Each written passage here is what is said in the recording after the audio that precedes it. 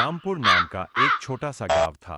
मिट्टी की कच्ची झोपड़ियां, चारों तरफ हरे भरे खेत और मेहनतकश किसान। लेकिन गांव के ज्यादातर किसान गरीब थे। उन्हीं में से एक था गोपाल, जो बहुत सीधा साधा और ईमानदार किसान गोपाल एक था। दिन खड़ा होकर सोच रहा था, तभी मेरे पास खाने के लिए कुछ नहीं है। मैं क्या करूं, मुझे कुछ समझ नहीं आ रहा है। एक आइडिया है, चलते हैं अपने खेतों में फसल उगाते हैं, जिससे मुझे अनाज मिल जाएगा। इतना सोचते ही किसान अपना फावड़ा उठाता है और अपने खेतों की तरफ चल देता है। रास्ते में उसे दो बच्चे चलते हुए दिखाई देते। किसान गांव से बहुत दूर निकला था। उसका रास्ता जंगलों से होकर पहाड़ों के बीच से गुजर रहा था। चारों तरफ ऊंचे ऊंचे पेड़, पंछियों की चहचहाहट और हवा की सरसराहट हो रही थी। जब किसान हैरानी से, अरे वाह, कितना सुंदर जंगल है, लेकिन रास्ता बड़ा लंबा और सुनसान है। तभी अचानक आसमान से हल्की हल्की रोशनी चमकने लगी। चमचमाती रोशनी पहाड़ों के बीच उतरी और वहां सामने खड़ी थी रानी परी। तट परी के पंख चमक रहे थे, जैसे सितारे आसमान से उतर आए हों। किसान, डरो मत, मैं रानी परी हूँ। तुम मेहनती हो, इसलिए मैं तुमसे मिलने आई हूँ। किसान खुशी से झुककर धन्यवाद करता है और परी रानी के पैर पकड़ता है। परी ने अपने जादुई छड़ी से हवा में इंद्रधनुष बनाया और बोली, तुम्हारी मेहनत कभी बेकार नहीं जाएगी, तुम्हारी फसल हमेशा हरी भरी होगी। इतना बोलते ही रानी परी गायब हो जाती है। किसान भी चला जाता है। जंगल का घना रास्ता, चारों तरफ पेड़ों की सरसराहट और पंछियों की चहचहाहट। किसान धीरे धीरे चलता जा रहा था। आदमी धान, कितना लंबा रास्ता है, प्यास से गला सूख रहा है, काश कहीं पानी मिल जाए। तभी उसे दूर से नदी की कलकल आवाज सुनाई दी।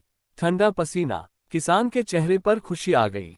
आदमी धान, किसान खुश होकर, वाह, ये तो पानी की आवाज है, चलो वहीं चलते हैं।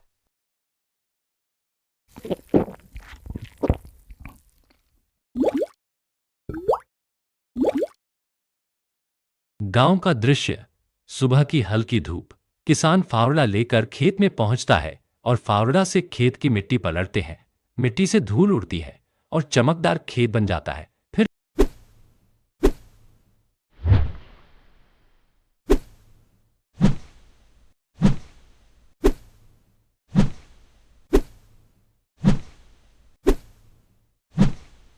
किसान बीज की टोकरी उठाकर लाता है। फिर धीरे धीरे करके सारे बीजों को खेतों में फेंक देता है ताकि फसल अच्छी उगे।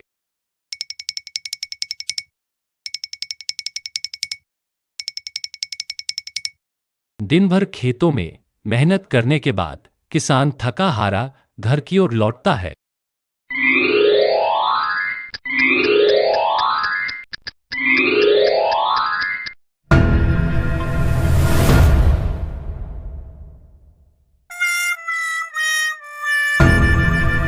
किसान सोकर उठता है तो सुबह टाइम में दो औरत उसे जाते हुए दिखाई देती हैं। जब किसान शहर से अपने खेतों की तरफ जा रहा था तो रास्ते में उसे दो आदमी दिखते हैं और किसान चुपचाप सीधा अपने खेत को देखने के लिए चल देता है। जो उसे रास्ते में जंगल बहुत ही घना वाला मिलता है, ठंडी हवाएं, मौसम रंगीन। ओहो, मेरा फसल तो उग गया, किसान का फसल उग गया, अब मुझे खाने के लिए हो जाएगा यार।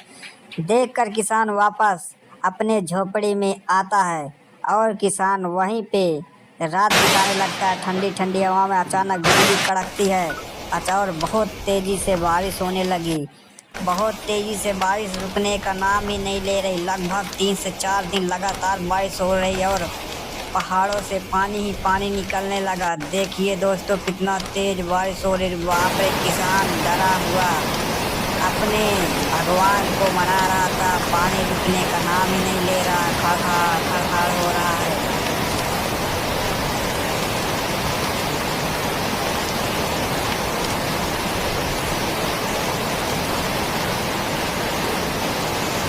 और किसान की सारी फसल नष्ट हो जाती। इतना ज़्यादा बारिश होने लगी कि भिंडी, गोभी, बैगन सब खराब हो जाते हैं। और किसान आकर देखता है कि बाढ़ आ चुकी, मेरी फसल सब नष्ट हो गई।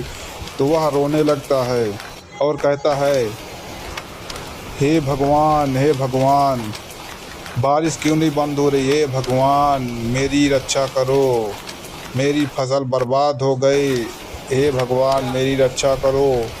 लेकिन बारिश वैसे ही भयानक बारिश हो रही थी और किसान हाथ जोड़कर कहता है, हे परी रानी, तुमने मुझे वादा किया था।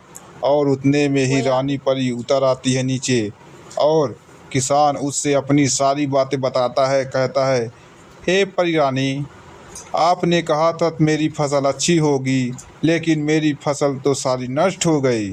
देखिए पानी से इतना बाढ़। और रानी परी कहती है, नहीं किसान, तुम्हारी फसल नष्ट नहीं होगी। मैं तुमको आशीर्वाद देती हूँ और मैं अपने जादुई छड़ी से ऐसा कर दूंगा कि तुम्हारा सारा फसल वापस आ जाएगा। और इतना कहते ही रानी परी उड़ जाती है। किसान को आशीर्वाद देता। किसान हाथ जोड़कर नमस्कार करता है और रानी परी इतने में ही गायब हो जाती है। फिर दोस्तों लाइक सब्सक्राइब कर देना। किसान का फसल वैसे को वैसे बन